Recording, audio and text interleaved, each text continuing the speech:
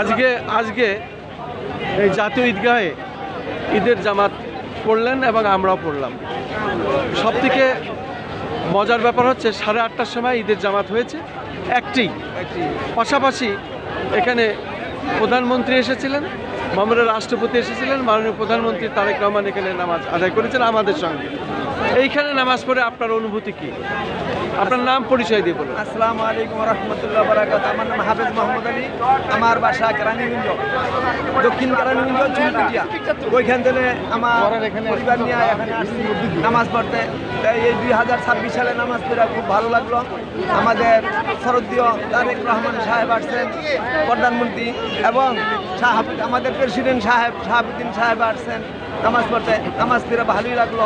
আল্লাহর কাছে কামনা করলাম যে ইরান এবং ফিলিস্তিন এই যুদ্ধ যাতে বন্ধ হয়ে যায়, ইসরায়েলের এই আগ্রাসন থেকে আমাদেরকে আল্লাহ তাআলা হেফাজত করে, এই জন্য দোয়া করছি। এবং খুব ভালোই লাগে এই জামাতে সুশীলভাবে জামাত হয়েছে, মুনাজাত হয়েছে, দোয়া হয়েছে। আমরা এখন বাসায় ফিরছি। আসসালামু আলাইকুম রহমতুল্লাহ বারাকাতুহু।